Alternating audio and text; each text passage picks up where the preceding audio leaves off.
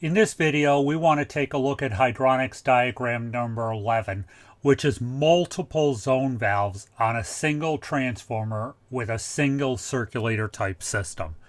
Now, the reason we're using 3 zone valves and we're demonstrating this is 3 zone valves is the maximum number of zone valves you can wire on a single transformer. Anything beyond 3 tacho zone valves, you do need to either upgrade the size of the transformer or add a second transformer in parallel with the first.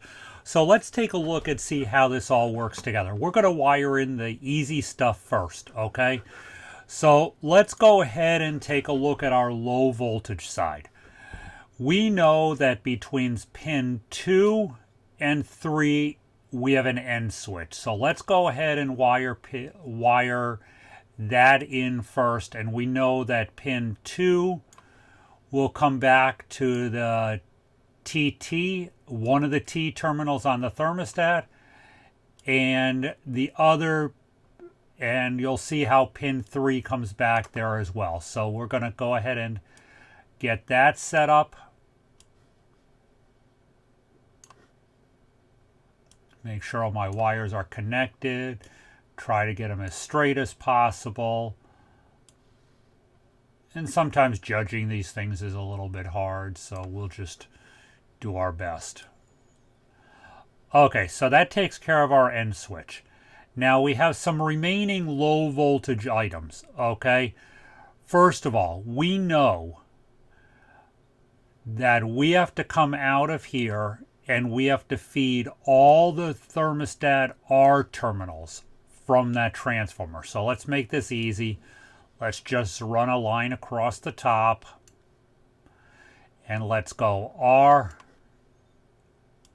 R,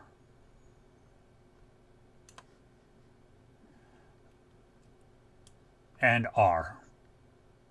Okay. W ties into every pin 1.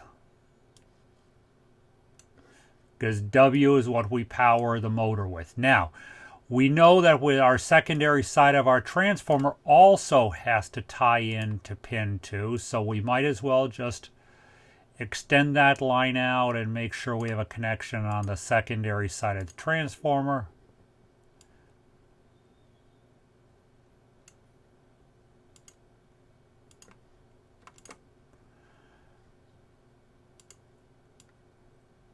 Make that a little neater. Okay, let's take care of the next easy one, which is my CAD cell. We're just going to tie F and F in.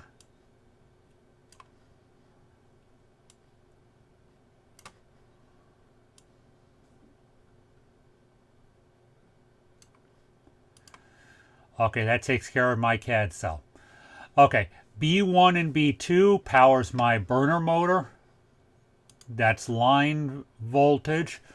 So I'm going to go ahead and use black here.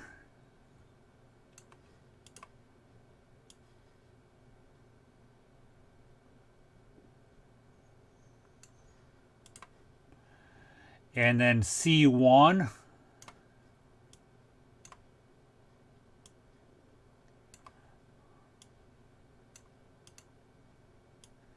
is for my circulator. C2 is my common on my circulator.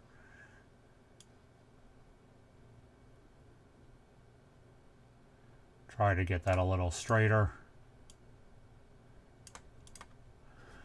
Okay, now we just now have to deal with our line voltage. Okay, so let's come into my breaker from my source. Come out of there. Remember, all our switches are wired in series. Come out of the service switch. We're going to end up going to 2 places, but I'm going to go ahead and come up here and finish tying in the primary control, or the aquastat to start with. And then I'm also going to come down here because I got to tie in my transformer, right? And we can't do much without having a transformer. Okay. Now, I still have 2 neutrals I got to deal with. Okay, so let's go ahead and tie in neutral there. And just because it's already there, I'm just going to bring my neutral for that transformer around. Again, this is a pictorial. It's basically a field wiring diagram. So that is this wiring diagram. Three zone valves, single transformer, with this the max you can have for the Takeo zone valve. The end switches control TT. And this is a very frequent diagram that's used in the field.